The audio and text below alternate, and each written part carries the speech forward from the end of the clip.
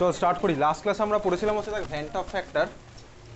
First একটা question লেখ, দেখ ক্যালকুলেট ভ্যান্ট অফ, ক্যালকুলেট না, what is the vent of factor for, what is the vent of factor for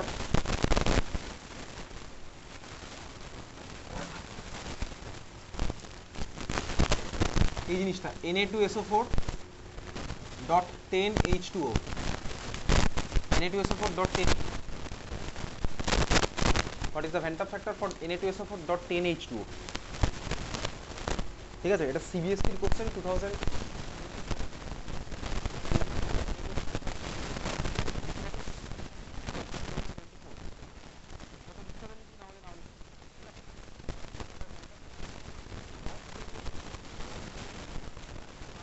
লেভেলে বইয়ের মধ্যে দেখতাম এটা থাকতো, ঠিক আছে। এটাকে বলে water of crystallisation.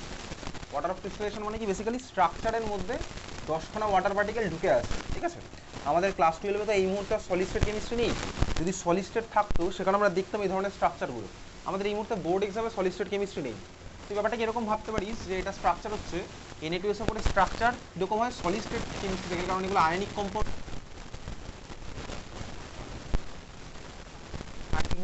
Ionic compound, ঠিক আছে।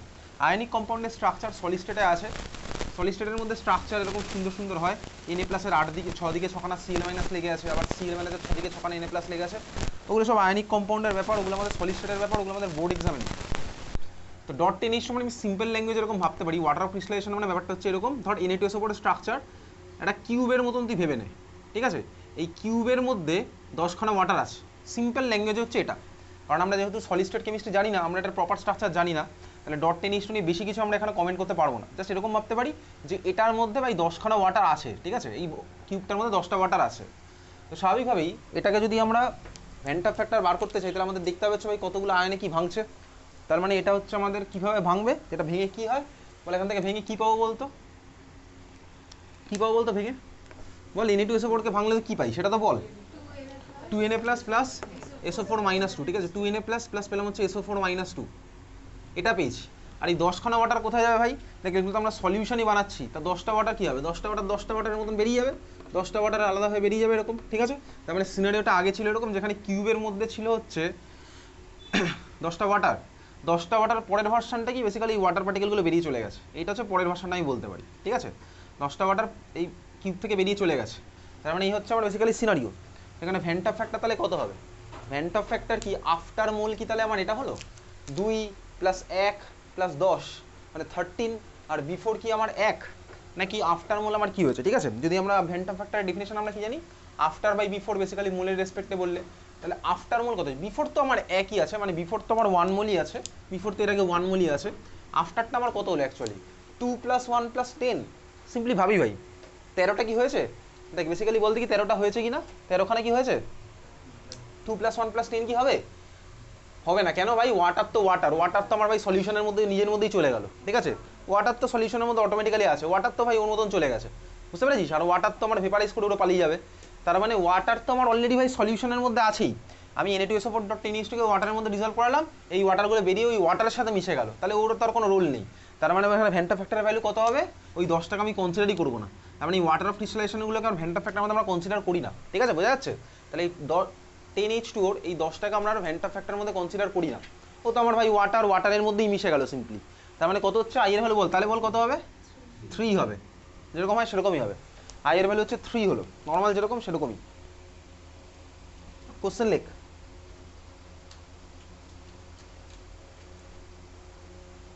চারটে অপশন লেখ।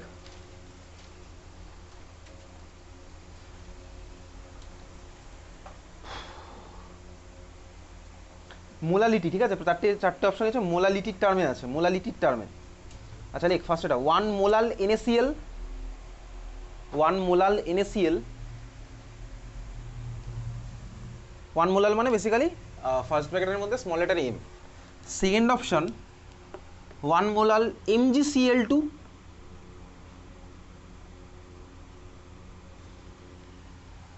থার্ড অপশন 1 মোলাল CH3COOH,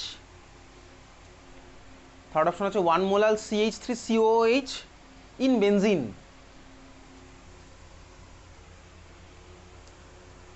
আর ফোর্থ অপশন হচ্ছে 1 molal urea, 1 molal urea.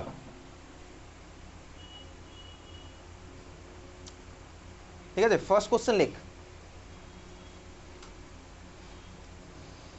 Highest boiling point. First question হচ্ছে highest boiling point.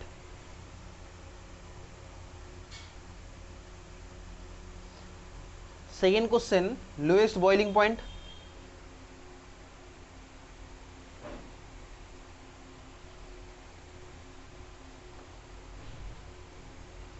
Third question highest freezing point.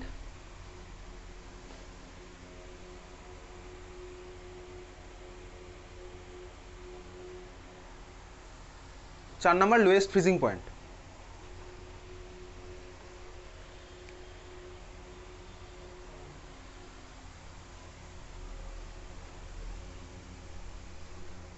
ঠিক আছে, তোকে কোশ্চেন কি বলেছে, বলেছে হচ্ছে চারটে দিয়েছে, তোকে বয়েলিং পয়েন্ট হাইয়েস্ট কোনটা লোয়েস্ট কোনটার বার করতে হবে, ফ্রিজিং পয়েন্ট হাইয়েস্ট কোনটা লোয়েস্ট কোনটার বার করতে হবে, মোলালিটির টার্মে চারটে দেওয়া আছে। আচ্ছা আমাকে বলতো এদের মধ্যে লোয়েস্ট ফ্রিজিং পয়েন্ট কার হবে, একটু ভেবেচিন্তে বলতে পারবি? লোয়েস্ট ফ্রিজিং পয়েন্ট কার হবে? লোয়েস্ট ফ্রিজিং পয়েন্ট কার হবে?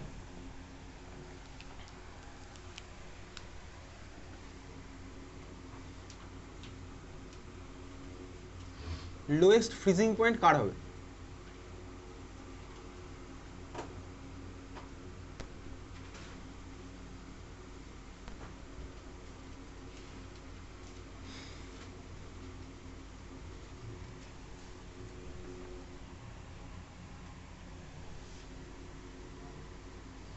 লোয়েস্ট ফ্রিজিং পয়েন্ট কার হবে? আচ্ছা ফ্রিজিং পয়েন্ট আমরা বার করব। ফ্রিজিং পয়েন্ট কীভাবে বার করি বেসিক্যালি, তাহলে আমাদের কাছে ফর্মুলা আছে হচ্ছে কোন জিনিসটা, ডেল্টা টিএফ, এইটা হচ্ছে আমাদের ফর্মুলার মধ্যে আছে। আচ্ছা ডেল্টা টিএফ মানেই হচ্ছে কি ছিল, কি মাইনাস কি, বল ডেল্টা টিএফ ইকুয়ালস টু কি মাইনাস কি বলবো বল, আজকে ভাই সলিউশনের last class, TF not minus TF. আর যদি ফর্মুলা না মনে রাখিস তাহলে তো ভাই ক্লাস 12-এর ভালো রেজাল্ট করার আশা কিন্তু ভুল। সিম্পল ব্যাপার, ক্লাস 12-এ পড়ি তো এখন যথেষ্ট বড় হয়েছি। TF not minus TF equals to কি লিখবো, ফর্মুলা কি ছিল, কি ছিল formula ball, I into K F into molality, I into K F into molality. তাহলে এই হচ্ছে আমাদের ডেল্টা টিএফ এর ফর্মুলা। এইবারে এই চারটের জন্য ডেল্টা টিএফ আমার কার উপর ডিপেন্ড করছে, তাহলে ডেল্টা টিএফ আমার ডিপেন্ড করবে হচ্ছে বেসিক্যালি আই আর মোলালিটির উপরে। ঠিক আছে, আর কে এফ এর ভ্যালু ভাই সবার ওই একই রকম, কে এফ এর ভ্যালু যেন এমন কিছু চেঞ্জ হবে না, কারণ কে এফ কার উপর ডিপেন্ড করে, কে এফ কার উপর ডিপেন্ড করে, NaCl এর কে এফ এর ভ্যালু পাই, MgCl2 এর কে এফ এর ভ্যালু পাই, অ্যাসিটিক অ্যাসিডের কে এফ এর ভ্যালু পাই, ইউরিয়ার কি কে এফ এর ভ্যালু পাই। কে এফ এর ভ্যালু কার জন্য পাই বলতো, সলভেন্ট, কে এফ এর ভ্যালু পাই হচ্ছে সলভেন্টের জন্য। তার মানে এই চারখানা কেসে সলভেন্ট দ্বারা আমার বলেনি কোশ্চেন, আমার সেমই ধরে নিতে হবে, বুঝতে পেরেছিস? আমার কে এফ এর ভ্যালু ডিপেন্ড করে হচ্ছে সলভেন্টের উপরে, তার মানে কে এফ চারটে কেসে সেম আছে। তাহলে এইখানে ডেল্টা টিএফ কার উপর ডিপেন্ড করবে, আই আর মোলালিটির উপরে ডিপেন্ড করবে, খুব ভালো কথা বুঝতে পারছি। এবারে মোলালিটি তো চারখানা কেসেই সেম, তাহলে ডেল্টা টিএফ আমার কার উপর ডিপেন্ড করলো, ডেল্টা টিএফ হচ্ছে প্রপোর্শনালিটি কার সাথে, আই এর সাথে। ডেল্টা টিএফ আমার বুঝতে পারছি ডাইরেক্টলি প্রপোর্শনাল টু আই, এই কেসে যেহেতু কে এফ আমার সলভেন্টের উপর ডিপেন্ড করে। আর কোশ্চেন কিছু বলে নিবেন আমাকে, ক্লাস 12-এ যা দেবে ভাই সবকটাতে সলভেন্ট সেমই থাকবে, ঠিক আছে? তাহলে এই হচ্ছে আমার delta TF directly proportional to I, বুঝতে পেরেছি। তাহলে এবার বল লোয়েস্ট ফ্রিজিং পয়েন্ট কার হবে বলতে পারবি? লোয়েস্ট ফ্রিজিং পয়েন্ট পারি বলতে, লোয়েস্ট ফ্রিজিং পয়েন্ট কার হবে, লোয়েস্ট ফ্রিজিং পয়েন্ট কার হবে? আচ্ছা কীভাবে করবো, চারটের আয়ের ভ্যালু আগে আমরা লিখি। আয়ের ভ্যালুগুলো বল, NaCl এর আয়ের ভ্যালু কত হবে আমাকে দেখ, এখানে তো বলেনি 100% না কি বলেনি, তাহলে আমি 100%ই কনসিডার করবো, ঠিক আছে? তাহলে NaCl এর আয়ের ভ্যালু কত হয় 2, MgCl2 কত হবে 3, পরেরটা কত হবে CH3COOH কত হবে, কত হবে হাফ, কারণ কিছু বলে দেয়নি মানে আমাকে ডাইমার ভাবতে হবে। তাহলে এটার কত হলো ভাই হাফ, এটার কত হবে ইউরিয়ার 1, হাফ বাই 0.5 লিখছি, একই ব্যাপার। তাহলে এই হচ্ছে আমার চারখানা লিখলাম আই এর ভ্যালু। আমাকে কোশ্চেনে কোথাও ডিপ্রেশন ইন ফ্রিজিং পয়েন্ট জানতে চাইছে না ভাই, ডিপ্রেশন ইন ফ্রিজিং পয়েন্ট আমাকে কোথায় জানতে চাইনি, আমাকে জানতে চাইছে বেসিক্যালি কোন জিনিসটা, টিএফ জানতে চাইছে, টিএফ সলিউশনগুলো আমি টিএফ কম্পেয়ার করবো, ঠিক আছে? বুঝতে পারছিস, বোঝা যাচ্ছে? এইবার দেখ একটা জিনিস আমি দেখলাম যে ভাই যত আমার আয়ের ভ্যালু বাড়বে তত আমার কি হবে, ডিপ্রেশন ইন ফ্রিজিং পয়েন্ট বাড়বে। ডিপ্রেশন ইন ফ্রিজিং পয়েন্ট মানে কি বেসিক্যালি, ধর এটা হচ্ছে আমি চারখানা এটা কম্পেয়ার করছি, ধর আমার ডিপ্রেশন ইন ফ্রিজিং পয়েন্ট মানে হচ্ছে TF0 মাইনাস TF, চারটের কেসেই আমার TF0 সেম, কারণ সলভেন্ট তো আমার সেমই আছে চারটের কেসে, ঠিক আছে। তুই বেনজিনের কথা বাদ দে, বেনজিন ভুলে যা, তুই অ্যাসিডিক অ্যাসিড নর্মালি ভাবোটা, ঠিক আছে। এই বেনজিনটা মুছেই দে, অ্যাসিডিক অ্যাসিড ইন বেনজিন বাদ দে, অ্যাসিডিক অ্যাসিড নর্মালি লেখ। তার মানে এই চারখানার কেসে আমাকে TF0 minus TF directly proportional to I, এটা আমি বুঝতে পারছি, ফর্মুলা দেখে বুঝতে পারলাম। চারখানা কেসে TF0 এর ভ্যালু আমার সেমই থাকবে, যেহেতু আমার সলভেন্ট সেম আছে। TF আমার আলাদা হবে স্বাভাবিকভাবেই, সলিউশন যেহেতু আলাদা আলাদা হচ্ছে। তাহলে দেখ বেসিক্যালি এটা যদি আমি টেম্পারেচার রেঞ্জের কথা ভাবি, তাহলে দেখ এখানে হচ্ছে TF0, আমি বল এটা টেম্পারেচারের রেঞ্জ সাপোজ, বলতো TF0 উপরে আঁকবো না TF নিচে আঁকবো, বল দেখি। এটা টেম্পারেচারের রেঞ্জ তোকে দেখানো হচ্ছে এরকম, তুই TF0 উপরের দিকে আঁকবি না TF উপরের দিকে আঁকবি? তাকে আঁকবি উপরের দিকে, TF0 এক্স্যাক্টলি। কেন? কারণ TF0 মানে কি, TF0 এর ভ্যালু হচ্ছে TF এর থেকে বেশি হয়, সলিউশনের ভাই ফ্রিজিং পয়েন্ট কমে গেছে, তার মানে এটা যদি 0 হয় তাহলে ভাই এটা -4 হলে -4টা আমার TF হবে, আর 0টা হবে হচ্ছে TF0, এটুকু আমি বুঝতে পারলাম। তার এই চারখানা কেসেই দেখ আমার কে ভাই সেম, TF এর ভ্যালুটা সেম নয়, TF0 এর ভ্যালু আমার সেম।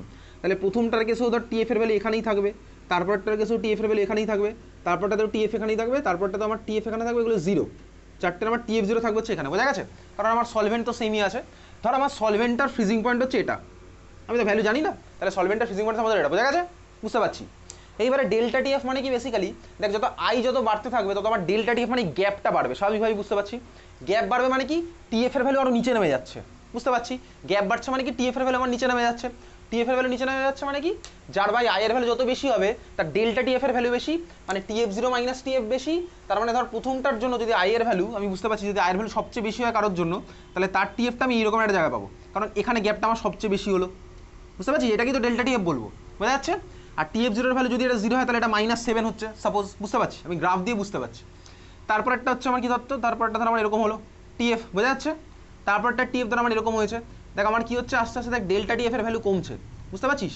ডেল্টা TF এর ভ্যালু আমার আস্তে আস্তে কমলো, এত তুই ক্লিয়ার বুঝলি? TF0 মানে কি সলভেন্টের ফ্রিজিং পয়েন্ট, আর TF গুলো কি সলিউশনের ফ্রিজিং পয়েন্ট। দেখ আমি যত এইখানটাতে যখন আছি তখন ভাই স্বাভাবিকভাবে এর I এর ভ্যালু সবচেয়ে বেশি হবে, I এর ভ্যালু বেশি হলে ডেল্টা TF বেশি হবে, আমি দেখতে পাচ্ছি ওখানে এই গ্যাপটাই তো ডেল্টা TF। I এর ভ্যালু যত বেশি এই গ্যাপটাও আমার তত বেশি, বোঝা গেল? I এর ভ্যালু যত বেশি এই গ্যাপটাও আমার তত বেশি, তাহলে I যত বেশি হবে ডেল্টা TFটা আমার তত বেশি হবে, I যত কম হবে ডেল্টা TFটা আমার তত হবে, মানে গ্যাপটাও আমার তত কম হবে, বোঝা গেছে? তাহলে এই যে আমি গ্রাফটা আঁকলাম, এই গ্রাফে আমার যত ওদিক থেকে এদিকে আসছি আমার I এর ভ্যালু ইনক্রিজ করছে। আমি এই গ্রাফে যত ওদিক থেকে এদিকে আসছি, এই রেটার মানে ওদিক থেকে এদিকে আসা, তত আমার I এর ভ্যালু ইনক্রিজ করছে, আর টেম্পারেচার আমি নিচ থেকে উপরে উঠছি মানে টেম্পারেচার বাড়ছে, ঠিক আছে? এরও দেওয়া আছে, ডাইরেকশন বুঝতে পেরে গেছিস। তাহলে এই গ্রাফ ওয়াইজ আমি বুঝলাম যে যত আমি ওদিক থেকে এদিকে আসছি তত আমার I এর ভ্যালু ইনক্রিজ করছে, ক্লিয়ার, বোঝা গেছে? এইবারে চারটের মধ্যে বল, ধর এই চারখানার মধ্যে বলতো কোন সলিউশনটার ফ্রিজিং পয়েন্ট সবচেয়ে কম, বল 1 2 3 4, তোকে বলে দিলাম 1 2 3 4, কোন সলিউশনটার ফ্রিজিং পয়েন্ট সবচেয়ে কম? ফ্রিজিং পয়েন্ট সবচেয়ে কম, ঠিক আছে। ফ্রিজিং পয়েন্ট কার কম আর ফ্রিজিং পয়েন্ট কার বেশি? 0 আর -7 এর মধ্যে কোনটা কম কোনটা বেশি? এটা কম, এটা বেশি। আমি তোকে জিজ্ঞেস করেছি ফ্রিজিং পয়েন্ট কার কম, তাহলে নিশ্চয়ই কম কি এটা হবে না এটা হবে? 4 নাম্বার হবে না 1 নাম্বার হবে? 1 নাম্বার। কম হচ্ছে এটা, বেশি হচ্ছে এটা, বুঝতে পেরেছিস? ফ্রিজিং পয়েন্ট তাহলে কম কার কম হলো? এটার, বোঝা গেছে?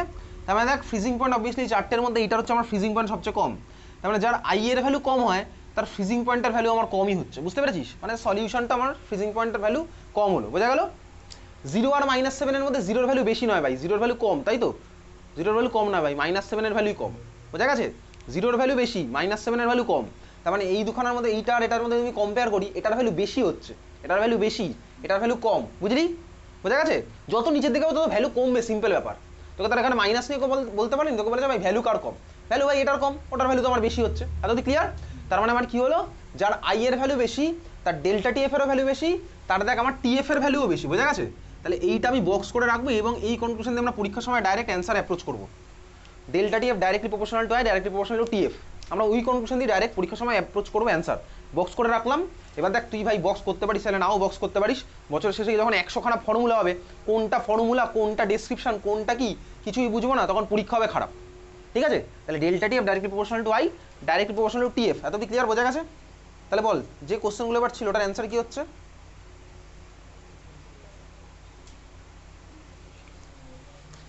I এর ভ্যালু বেশি হয়ে যাচ্ছে, I এর ভ্যালু যার বেশি ডেল্টা TF এর ভ্যালু তত বেশি, তাহলে ডেল্টা এটা TF এর ভ্যালু তো উল্টো হয়ে গেল, I এর ভ্যালু বেশি TF এর ভ্যালু বেশি হয়ে যাচ্ছে, উল্টো হয়ে গেছে, দেখ লেখা কেন বলছি, এটা TF এর ভ্যালু বেশি তাই তো, এটা হচ্ছে হাই, এটা হচ্ছে লো, তাহলে I এর ভ্যালু বেশি হলে TF এর ভ্যালুটা লো হবে, উল্টো লেখা হয়েছে, জাস্ট 1/, হবে এটা 1/, করে দেখ,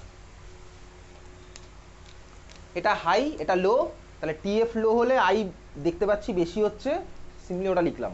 তাহলে আই এর সাথে টিএফ হচ্ছে ইনভার্সলি প্রপোর্শনাল। ঠিক আছে, পরীক্ষার সময় আমরা এই কনক্লুশনটা মনে রেখে যাবো। বোঝা গেছে? এটা বুঝতে পেরেছিস কীভাবে আসলো এই কনক্লুশন, বুঝেছিস? তাহলে ডেল্টা টিএফ যত বেশি হবে আই তত বেশি হবে, টিএফ তত কম হচ্ছে। এই যে ভাই টিএফ এর ভ্যালু লো, আই এর ভ্যালু যত বেশি হচ্ছে, তাহলে আই এর ভ্যালু যত বেশি টিএফ এর ভ্যালু তত লো, মানে হচ্ছে ইনভার্সলি প্রপোর্শনাল। বোঝা গেছে? এবার কোন কোশ্চেনটা যেন ছিল এই দিয়ে, কী ছিল বল? ফ্রিজিং পয়েন্ট দিয়ে কোনটা ছিল? 3 আর 4। 3 নম্বর কোশ্চেনটা কী ছিল বলে দে বল। 3 নম্বর কোশ্চেনটা কী ছিল? Highest freezing point. তাহলে বল হাইয়েস্ট ফ্রিজিং পয়েন্ট জানতে চেয়েছে, তার মানে টিএফ এর ভ্যালু বেশি, তাই তো? হাইয়েস্ট ফ্রিজিং পয়েন্ট মানে টিএফ এর ভ্যালু বেশি, সিম্পল ব্যাপার, বাংলা ভাষায় তাই বোঝায়। হাইয়েস্ট ফ্রিজিং পয়েন্ট মানে টিএফ এর ভ্যালু সবচেয়ে বেশি, তাহলে আই এর ভ্যালু সবচেয়ে কী হবে? কম হবে। তাহলে চারটে অপশনের মধ্যে খুঁজি আই এর ভ্যালু কোথায় আমার সবচেয়ে কম, তাহলে আই এর ভ্যালু কোনটা কম হচ্ছে? Option number C. বুঝলি? বোঝা গেছে? বুঝলাম। তাহলে আমার চারটে অপশনের মধ্যে জানতে হয়েছে ভাই কি? হাইয়েস্ট ফ্রিজিং পয়েন্ট, তাহলে টিএফ এর ভ্যালু বেশি, তাহলে আই এর ভ্যালু কম। আই এর ভ্যালু চারটের মধ্যে কোথায় কম? অপশন নাম্বার সি, অ্যান্সার হয়ে গেল সি। বোঝা গেছে? চল বুঝলাম। বুঝেছিস নাকি? এই কোশ্চেনই তোর পরীক্ষাতে আসবে ভাই, তোকে এখন আর এগুলো জিজ্ঞেস করবে না যে কার ডিপ্রেশন ইন ফ্রিজিং পয়েন্ট বেশি, ডাইরেক্ট এই কোশ্চেন তোকে জিজ্ঞেস করবে, তোকে এরকম ভেঙে জিজ্ঞেস করবে মাঝখানে। বোঝা গেছে? তারপরটা কি বলেছিল ডি এর কোশ্চেনটা? Lowest freezing point. তার মানে আমি বুঝলাম কি টিএফ এর ভ্যালু এবার কম, টিএফ এর ভ্যালু কম মানে আই এর ভ্যালু কি হবে? সবচেয়ে বেশি। উল্টো রিলেশন আমি দেখতেই পাচ্ছি, টিএফ এর ভ্যালু কম মানে আই এর ভ্যালু বেশি। বোঝা গেল? তাহলে আই এর ভ্যালু এদের মধ্যে সবচেয়ে বেশি কার? Option number B. বোঝা গেছে? তাহলে অপশন নাম্বার বি হচ্ছে আমার 4 নাম্বার কোশ্চেনটার অ্যান্সার। এটা গেল হচ্ছে ডিপ্রেশন ইন ফ্রিজিং পয়েন্ট আমি করলাম। এইবার আমরা একইভাবেই বয়েলিং পয়েন্টের স্কেলটা আঁকি। ঠিক আছে? বোঝা গেছে? এটা বুঝেছিস? চল বুঝলাম। এবার আমরা আঁকছি হচ্ছে বয়েলিং পয়েন্টের স্কেলটা। বয়েলিং পয়েন্টের কেসে ফর্মুলাটা কি আছে? ফর্মুলাটা আছে হচ্ছে এটা, delta TB equals to something minus something i into KB into molality. এই সামথিং মাইনাস সামথিংটা কি আছে বল? টিবি মাইনাস টিবি নট, তাই তো? TB minus TB not. খুব ভালো কথা। এইবার একইভাবে আমরা বুঝলাম যে ভাই এখানেও তো চারটে কেসে যেহেতু সলভেন্ট আমার সেমই আছে, ওই জন্য আমার কি হচ্ছে? কেবির ভ্যালুটা আমার সেম আছে, আর মোলালিটি তো কোশ্চেনে বলেই দিয়েছে চারটে সেম, তাহলে ডিপেন্ড করবে কার উপর? একমাত্র আই এর উপর ডিপেন্ড করবে। চারটের আই একইভাবেই তো বার করাই আছে আমার। তার মানে বুঝতে পেরেছি এই জিনিসটা আমার হয়ে গেছে, ডেল্টা টিবি যত বেশি আইও আমার তত বেশি। ঠিক আছে? এবারে আমাকে এই একটা question elevation in boiling point বার করতে বলেনি, আমাকে সলিউশনের বয়েলিং পয়েন্ট বার করতে বলেছে। তার মানে বেসিক্যালি কি টিবি বার করতে বলেছে, তাই তো? টিবি জিরো বার করতে বলেনি। টিবি জিরো তো আমি জানি যেহেতু চারটে সলভেন্ট আছে সেম হবে। বুঝেছিস? তাহলে আবার একইভাবেই গ্রাফ আঁকছি। ওকে, এই হচ্ছে গ্রাফ আঁকলাম, এটা হচ্ছে টেম্পারেচারের স্কেল। তাহলে বল টিবি আর টিবি জিরোর মধ্যে কার ভ্যালুটা বেশি হয়? টিবির ভ্যালু বেশি হয়। আচ্ছা, এই চারটে কেসে চেঞ্জটা কি হবে? টিবি নাকি টিবি নট? কে চেঞ্জ হবে? টিবি। টিবি চেঞ্জ হবে, কারণ টিবি জিরো তো মানে সলভেন্টের বয়েলিং পয়েন্ট, ও তো আমার চারটে কেসেই সেম। তার মানে টিবির ভ্যালু হচ্ছে টিবি জিরোর থেকে বেশি। কীভাবে বুঝলাম? ওই যে এলিভেশন ইন বয়েলিং পয়েন্ট হয় বলে। তাহলে যদি আমি এবার এখানে টিবি আর টিবি জিরো আঁকি, বল টিবি জিরো নিচে থাকবে না টিবি নিচে থাকবে? টিবি জিরো, এক্স্যাক্টলি, কারণ টিবি জিরোর ভ্যালু আমার কম হয়। মানে জলের বয়েলিং পয়েন্ট আছে 100, আর জলের মধ্যে NaCl মিশিয়ে বয়েলিং পয়েন্ট আছে 100.05 ডিগ্রি সেন্টিগ্রেড। বোঝা গেছে? এরকম আমার হলো। তার মানে এই চারখানা কেসে এই জায়গাটা আমি কার ভ্যালু পাচ্ছি? TB not. টিবি নটের ভ্যালু তো আমার সেম হচ্ছে চারখানা কেসে। বোঝা গেছে? চল বুঝলাম। চারটে কেসে টিবি নট আমার এইরকম জায়গায় থাকলো। বুঝেছিস? এবারে যত আমার ভাই আয়ের ভ্যালু বেশি হবে তত আমার কি হবে? ডেল্টা টিবি বেশি হবে। ডেল্টা টিবি বেশি মনে হবে কি গ্যাপটা আমার তত বেশি হবে। তার মানে যার গ্যাপ বেশি তার টিবি ভাই এরকম জায়গায় উঠে গেছে, বুঝতে পারছিস? আর যার গ্যাপ কম তার টিবি ভাই এইসব জায়গাটা আছে। সিম্পল ব্যাপার এটা। এটা হচ্ছে আমার এটার গ্যাপ, ওইটা হচ্ছে আমার ওইটার গ্যাপ, আর মাঝে মাঝে ধর এইসব জায়গায় আছে। বোঝা গেল? চল বুঝে গেছিস ভাই। তার মানে এবার বল কোন দিকে আইটার ভ্যালু বেশি, ওদিক নাকি এদিক? লেফট না রাইট? কোন দিকে আয়ের ভ্যালু বেশি? লেফটে হচ্ছে আমার আয়ের ভ্যালু বেশি, কারণ আই যত বেশি হবে তত ডেল্টা টিবি বেশি হবে। তাহলে এখানে হচ্ছে I increase.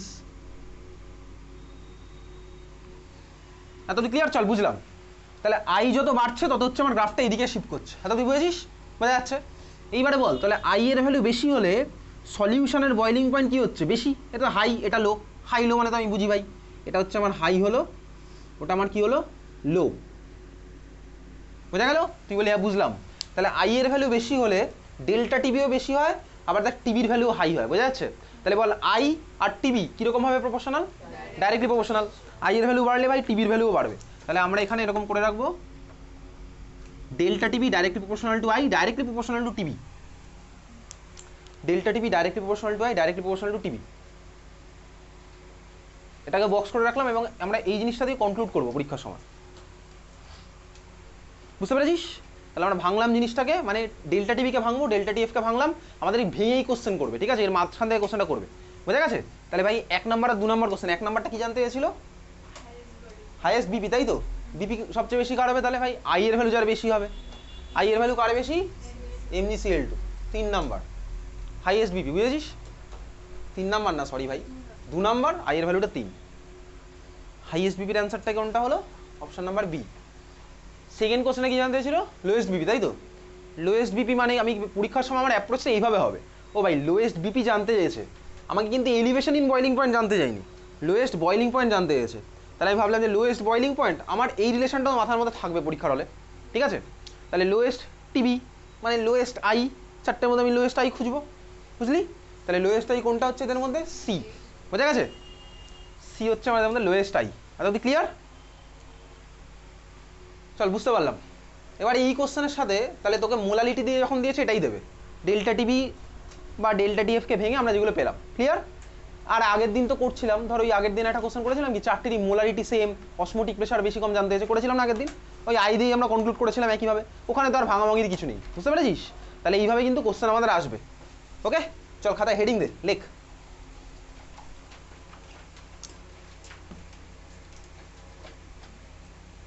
AZEO TROPE অ্যাজিওট্রোপ, অ্যাজিওট্রোপ AZEO TROPE অ্যাজিওট্রোপ। অ্যাজিওট্রোপ থেকে আমাদের খুব বেশি কোশ্চেন আসে না, ওই কিছু নর্মাল কোশ্চেনই আছে, ঠিক আছে? ওই কটা কোশ্চেনই ঘুরিয়ে ফিরে আসে, কনসেপ্টটা আমরা একটু ভালো করে বুঝবো অ্যাজিওট্রোপের, ঠিক আছে? দেখ বেসিক্যালি ধর এই যে আমরা সলিউশন করছি, আমাদের আজকে সলিউশন অলমোস্ট শেষের দিকে। সলিউশন ধর আমরা বানিয়েছি ওয়াটারের সাথে, ধর আমরা অ্যালকোহলকে মিশিয়েছি, আমাদের একটা সলিউশন ফর্ম হয়েছে, ওয়াটার আর অ্যালকোহল তো আমাদের মধ্যে আছে, ওয়াটার আছে প্লাস আছে হচ্ছে C2H5OH। এইবারে তুই বলতো আমাকে, এতদিনে তোর আইডিয়া হয়ে গেছে, ওয়াটার আর অ্যালকোহলের মধ্যে ধর আমরা ওয়াটার আর অ্যালকোহল মেশাবো, মিশিয়ে ধর আমরা 100 ml বানাবো, ঠিক আছে? তাহলে আমরা ওয়াটার আর অ্যালকোহলকে মিশিয়ে 100 ml বানাচ্ছি, তা আমাদের টার্গেট হচ্ছে টোটাল 100 ml বানানো। এইবারে আমরা ওয়াটারকে 25 ml নিতে পারি, অ্যালকোহলকে 75 ml নিতে পারি, টোটাল 100 ml করতে পারি, ঠিক আছে? বলতে এরকম কতগুলো composition possible? Infinite number of composition possible, বুঝতে পারছিস? ইনফাইনাইট নাম্বার অফ কম্পোজিশন কেন পসিবল? কারণ আমরা এরকম নিতে পারি ওয়াটারকে 20.33 ml, বুঝে গেছি বাকিটা দিই, বোঝা গেছে? এরকম ইনফাইনাইট নাম্বার অফ পসিবিলিটি রয়েছে। ওয়াটারকে আমরা নিতে পারি 0.01 ml, ওয়াটারকে আমরা নিতে পারি 0.001 ml, বাকিটা আমরা অ্যালকোহল দিয়ে ফিল আপ করে দেবো 100, এরকম ইনফাইনাইট নাম্বার অফ পসিবিলিটি আমাদের রয়েছে, ঠিক আছে? বোঝা গেল? চল বুঝলাম। এইবারে দেখ আমার কাছে ওয়াটার আর আমরা অ্যালকোহলকে ধর মেশালাম, আমরা একটা সলিউশন বানাচ্ছি। এখন ভাই ওয়াটার অ্যালকোহল মেশানোর বলতে পারবি এটা কোন টাইপের ডেভিয়েশন শো করে? ঠিক আছে, এই কোশ্চেন তোর আছে, ওয়াটার আর ইথানল আমরা মেশালাম। এখন এই মিক্সচারের মধ্যে যখন আমার ওয়াটার আর অ্যালকোহল পিওর ছিল, তখন ভাই ওয়াটার আলাদা টেম্পারেচারে বয়েল করে, অবভিয়াসলি ইথানল তো আলাদা টেম্পারেচারেই বয়েল করে। বলতে পারবি ওয়াটার আর ইথানলের মধ্যে কার বয়েলিং পয়েন্ট বেশি? ওয়াটারের। অ্যালকোহলের বয়েলিং পয়েন্ট তো কম ভাই, অ্যালকোহল নর্মাল লাগলে উড়ে চলে যায়, স্যানিটাইজার নর্মাল এক্সাম্পল, ঠিক আছে? তাহলে আমার অ্যালকোহলের বয়েলিং পয়েন্ট হচ্ছে কম আর ওয়াটারের বয়েলিং পয়েন্ট বেশি, আমরা দুজনকে এরকম মিশিয়ে রেখেছি। তাহলে আমাদের ওয়াটারের বয়েলিং পয়েন্ট বেশি, অ্যালকোহলের বয়েলিং পয়েন্ট কম, মানে একজন ভোলাটাইল বেশি একজন ভোলাটাইল কম, স্বাভাবিকভাবেই দুজনের মধ্যে আমরা কম্পেয়ার করি। এইবারে ধর আমরা সলিউশনটাকে মেশানোর পরে সলিউশনটাকে যদি আমরা বয়েল করি, স্বাভাবিকভাবে সলিউশনটা আমরা বানিয়েছি, এবার ধর আমরা সলিউশনটাকে বয়েল করছি। তাহলে সলিউশনটাকে বয়েল করলে আগে আমার কি বয়েল হবে? যার বয়েলিং পয়েন্ট কম না বেশি? কম, অবশ্যই ভাই। যার বয়েলিং পয়েন্ট কম সে আমার আগে বয়েল হবে, সিম্পল ব্যাপার। আর যার বয়েলিং পয়েন্ট বেশি সে আমার পরে বয়েল হবে, ঠিক আছে? এটাই আমার নর্মাল ব্যাপার সলিউশনের জন্য, এটাই আমার পসিবল, বোঝা গেল? তাহলে আমি যখন একটা সলিউশন এরকম বানিয়েছি ভাই, যার মধ্যে দুজনের বয়েলিং পয়েন্ট স্বাভাবিকভাবে আলাদা, তাহলে ভাই যখন আমি এটাকে বয়েল করছি, একজন আমার আগে বয়েল হবে, একজন আমার পরে বয়েল হবে, এটা সলিউশনের জন্য হয়, নর্মাল, এটাই তোমার ব্যাপার। এইবারে ভাই এই সলিউশনের এই ইনফাইনাইট নাম্বার অফ কম্পোজিশনের মধ্যে একটা পার্টিকুলার কম্পোজিশন থাকে, যে কম্পোজিশনে সলিউশনটা না একটা কনস্ট্যান্ট টেম্পারেচারেই বয়েল করে। এই এত ইনফাইনাইট নাম্বার অফ কম্পোজিশনের মধ্যে একটা পার্টিকুলার কম্পোজিশন আছে, সলিউশনের মধ্যে একটা পার্টিকুলার কম্পোজিশন থাকে, যে কম্পোজিশনে সলিউশনটা একটা পার্টিকুলার টেম্পারেচারেই বয়েল করে। এটা সলিউশনের প্রপার্টি। এটা আমরা কেন হলো ভাই এখন বুঝতে পারবো না, এটা হচ্ছে বেসিক্যালি ফেজ ইকুইলিব্রিয়াম থেকে আসছে, ঠিক আছে? একটা বিশাল বড় জায়গা, ফেজ ইকুইলিব্রিয়াম, সেখান থেকে আসতে হচ্ছে আমাদের অ্যাজিওট্রোপের পার্ট। একটা পার্টিকুলার কম্পোজিশন থাকবে যেখানে সলিউশনটা একটা পার্টিকুলার টেম্পারেচারেই বয়েল করবে। যেমন ধর অ্যালকোহলের বয়েলিং পয়েন্ট হচ্ছে ইউজুয়ালি 40 ডিগ্রির আশেপাশে, আর ওয়াটারের তো 100। তার মানে আমরা ধরো যদি মিশিয়ে আমরা যদি নর্মালি বয়েল করি, নর্মালি বয়েল করছি মানে কি, ধর ওয়াটার আছে হচ্ছে 30 ml, অ্যালকোহল আছে হচ্ছে 70 ml, যেটা হচ্ছে ওই কম্পোজিশনটা না, একটা অন্য কম্পোজিশন, আমি আমার মতো একটা র্যান্ডম নিয়ে নিয়েছি। তাহলে কী হয় বলতে, একজন আগে একজন পরে যেরকম করছে করবে, কিন্তু একটা পার্টিকুলার কম্পোজিশন আছে। কীরকম হয়, অ্যালকোহল থাকে হচ্ছে অ্যারাউন্ড ওই 80%-এর আশেপাশে, আর ওয়াটার থাকে হচ্ছে এরকম 20%। দুটো তোকে এক্সাম্পল এরকম জাস্ট মনে রাখতে হবে, ঠিক আছে? ওয়াটার আছে হচ্ছে কত 20%-এর আশেপাশে, আর অ্যালকোহল আছে হচ্ছে 80% এরকম একটা আশেপাশে, এরকম দুখান আমরা এক্সাম্পল মনে রাখবো। তার মানে কি 100 ml এর মধ্যে 80 ml ধর আমি অ্যালকোহল নিয়েছি আর 20 ml নিয়েছি ওয়াটার, তখন কিন্তু ওই সলিউশনটা একটা পার্টিকুলার টেম্পারেচারেই বয়েল করবে, বুঝতে পেরেছিস? ওই কম্পোজিশনটাকেই বলেছে অ্যাজিওট্রোপ। এটা সলিউশনের প্রপার্টি, বোঝা গেছে? এটাই হচ্ছে সলিউশনের প্রপার্টি, একটা পার্টিকুলার টেম্পারেচারেই বয়েল করবে, এটাকেই বলে হচ্ছে অ্যাজিওট্রোপ, ঠিক আছে? আমরা অ্যাজিওট্রোপের মধ্যে জাস্ট দুখানা এক্সাম্পল মনে রাখবো, একটা হচ্ছে ওয়াটার অ্যালকোহল, এক্সাক্ট কম্পোজিশনের ভ্যালুটা তোকে আমি পাঠিয়ে দেবো আজকে গ্রুপে, তোকে মনে রাখতে হবে।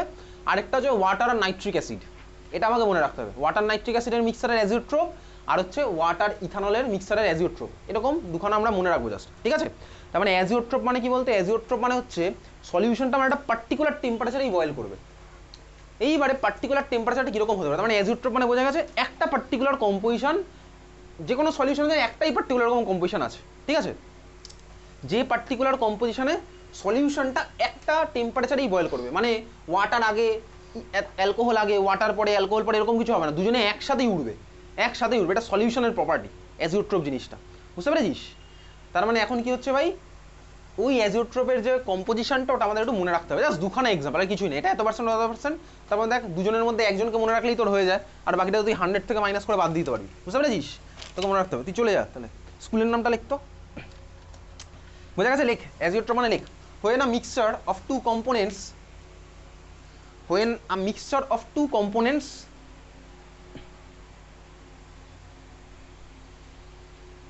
boils at a particular temperature, when a mixture of two components boil at a particular temperature,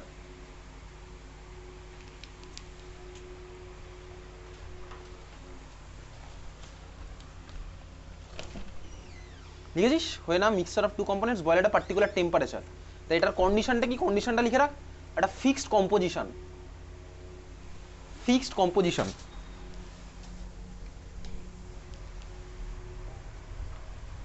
fixed কম্পোজিশনটা এক্সাম্পল আমি তোকে পাঠিয়ে দেবো দুখানা, বোঝা গেছে? একটা ফিক্সড কম্পোজিশন থাকবে ওটা। এইবারে দেখ ভাই, অ্যাজিওট্রোপ বেসিক্যালি দুটো টাইপের হতে পারে। একটা হচ্ছে, একটাকে বলে ম্যাক্সিমাম বয়েলিং অ্যাজিওট্রোপ, ম্যাক্সিমাম বয়েলিং অ্যাজিওট্রোপ, আরেকটা হচ্ছে মিনিমাম কমা কমা কমা, ঠিক আছে? ম্যাক্সিমাম আর একটা হচ্ছে মিনিমাম। ম্যাক্সিমাম বয়েলিং অ্যাজিওট্রোপের মানেটা কি? ম্যাক্সিমাম বয়েলিং অ্যাজিওট্রোপের মানেটা হচ্ছে ভাই, সলিউশনটা আমি যাদেরকে দিয়ে বানিয়েছি তাদের যে বয়েলিং পয়েন্ট, ঠিক আছে, সেই বয়েলিং পয়েন্টগুলোর থেকে বেশি টেম্পারেচারে বয়েল হবে সলিউশনটা। তার মানে কি, অ্যাজিওট্রোপ মানে কি, একটা পার্টিকুলার কম্পোজিশন, এটা পুরোপুরি সলিউশনের প্রপার্টি। ম্যাক্সিমাম বয়েলিং অ্যাজিওট্রোপ মানে কি, ওই কম্পোনেন্টগুলো ভাই নিজেরা যে টেম্পারেচারে বয়েল হতো, ওই ফিক্সড কম্পোজিশনটাতে সলিউশনটা ওই টেম্পারেচারে ভাই ওর থেকে বেশি টেম্পারেচারে বয়েল হবে, বুঝতে পারলি? ম্যাক্সিমাম বয়েলিং অ্যাজিওট্রোপ, বোঝা গেছে? আমি যদি তোকে বলি, ধর যদি আমার ওয়াটার আর অ্যালকোহল যদি আমার ম্যাক্সিমাম বয়েলিং অ্যাজিওট্রোপ বানায়, তাহলে আমার কি হবে ভাই, সলিউশনটা ওয়াটার যে টেম্পারেচারে বয়েল হয় বা অ্যালকোহল যে টেম্পারেচারে বয়েল হয় ওদের থেকে বেশি টেম্পারেচারে বয়েল হবে, বুঝতে পেরেছিস?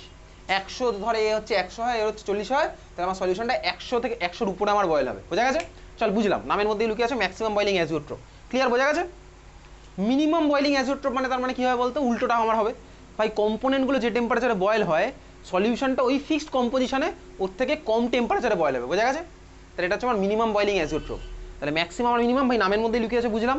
তার মানে যদি আমার এই দুখানা মিনিমাম বয়েলিং অ্যাজিওট্রোপ বানাতো, আর যদি আমার ভাই অ্যালকোহলের 40 হতো আর ওয়াটারের 100 হতো, তাহলে সলিউশনটা কততে বয়েল করতে বলতো, 40-এর নিচে, 40-এর নিচে, ঠিক আছে? তাহলে 40-এর নিচে আমার বয়েল করতো। এতদিন ক্লিয়ার, বুঝলি, বোঝা গেছে? এখন দেখ আমাদের এখান থেকে একটা জিনিস দেখা গেছে, এবার দেখ সব সলিউশন যে অ্যাজিওট্রোপ বানাবে সেরকম কোনো কথা নেই অ্যাকচুয়ালি, সব সলিউশনই পৃথিবীতে অ্যাজিওট্রোপ বানায় না, সব সলিউশনই পৃথিবীতে অ্যাজিওট্রোপ বানায় না। ইউজুয়ালি কি দেখা গেছে, ম্যাক্সিমাম বয়েলিং অ্যাজিওট্রোপ না যারা ফর্ম করে, তারা আবার সাইমালটেনিয়াসলি দেখা যাচ্ছে নেগেটিভ ডেভিয়েশন, আইডিয়াল বিহেভিয়ার থেকে। যারা হচ্ছে ম্যাক্সিমাম বয়েলিং অ্যাজিওট্রপ বানায় তারা হচ্ছে নেগেটিভ ডেভিয়েশন দেখায় আইডিয়াল বিহেভিয়ার থেকে, আর যারা ম্যাক্সিমাম বয়েলিং মিনিমাম বয়েলিং অ্যাজিওট্রপ বানায় তারা দেখা হচ্ছে পজিটিভ ডেভিয়েশন। এইটা তোকে একটু পরীক্ষার সময় মনে রাখতে হবে। উল্টো দেখ, পুরো উল্টো, পজিটিভ ও দেখাচ্ছে মিনিমাম, যারা পজিটিভ দেখাচ্ছে তারা হচ্ছে মিনিমাম, আর যারা ভাই নেগেটিভ তারা দেখাচ্ছে ম্যাক্সিমাম। বুঝতে পারলি? ম্যাক্সিমাম বয়েলিং অ্যাজিওট্রপ দেখা গেছে ওরা দেখায় নেগেটিভ ডেভিয়েশন, আর মিনিমাম বয়েলিং অ্যাজিওট্রপ দেখা গেছে পজিটিভ ডেভিয়েশন। এটা তুই মাথার মধ্যে মনে রাখবি, উল্টো বেসিক্যালি। ম্যাক্সিমামটার জন্য আমার কোনটা গেল নেগেটিভ, মিনিমামটার জন্য কোনটা গেল পজিটিভ। বুঝতে পারলি? বোঝা গেছে? তাহলে এটা কিন্তু আমাদের এমসিকিউতে লাগবে। এই কনসেপ্ট কীভাবে করবো, তোকে বলতে পারে 4টে সলিউশন দিয়ে কোনটা অ্যাজিওট্রপ, তোকে বলবে 4টের মধ্যে কোনটা ম্যাক্সিমাম বয়েলিং অ্যাজিওট্রপ। তুই কীভাবে বার করবি বলতো? তোকে কী খুঁজতে হবে ওর মধ্যে? ডেভিয়েশনটা খুঁজবো, ঠিক আছে? 4টের মধ্যে হতে পারে ভাই, আমাকে বলেছে 4টে দিয়ে যে কোনটা ম্যাক্সিমাম বয়েলিং অ্যাজিওট্রপ, আমি খুঁজবো তোমাদের কোনটা নেগেটিভ ডেভিয়েশন শো করবে। বোঝা গেছে? যেটা নেগেটিভ ডেভিয়েশন শো করবে সেটা আমার ম্যাক্সিমাম বয়েলিং অ্যাজিওট্রপ হবে। ঠিক আছে, বুঝলি? চল, বোঝা গেছে? এই ধরনের কোশ্চেন আমরা করবো কিছুক্ষণের মধ্যে। এই ছিল হচ্ছে আমাদের অ্যাজিওট্রপের পার্ট। ক্লিয়ার? অ্যাজিওট্রপ থেকে কিন্তু কোশ্চেন আসবে, খাতায় হেডিং দেখ আমাদের সিলেবাসের লাস্ট টপিক। দেখ, আমরা এতদিন অবধি সলিউশন বানিয়েছিলাম লিকুইড প্লাস লিকুইড। এর সাথে সাথে বইয়ের শুরুতে যে গল্প যেখানে লেখা থাকে না, সেই গল্পের মধ্যে কিছু কিছু জিনিস আছে। কি কি আছে? আমি তোকে কটা জিনিস পাঠাবো, তুই পড়বি বাড়িতে।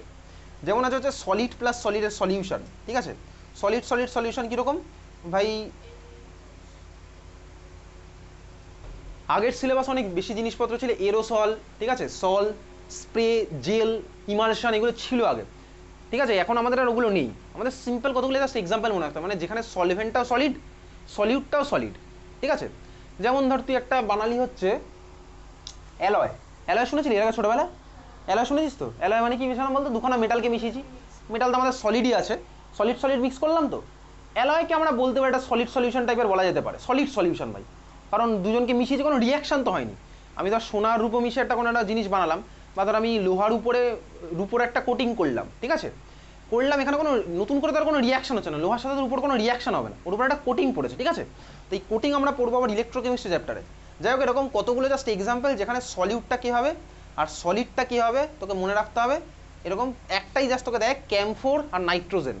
আমি এখন অবধি একটাই দেখেছি সব স্কুলে, ওই একটাই কোশ্চেন দেয়, ক্যাম্ফোর আর নাইট্রোজেন যখন আমি মেশালাম তখন ওদের মধ্যে কে আমার সলিড হবে, কে আমার সলভেন্ট হবে। ঠিক আছে? যাই হোক, চল। তো আরেকটা টাইপের আমাদের কি আছে ভাই? আমরা এতক্ষণ অবধি পড়েছিলাম লিকুইড লিকুইড, তাহলে বুঝলাম সলিড সলিড হতে পারে, সলিড গ্যাসও হতে পারে। ঠিক আছে? সলিডের সাথে আমরা গ্যাস মেশালাম। আমাদের সিলেবাস আরেকটা যেটা একটু ডিটেলে আছে সেটা হচ্ছে কি, আমরা ভাই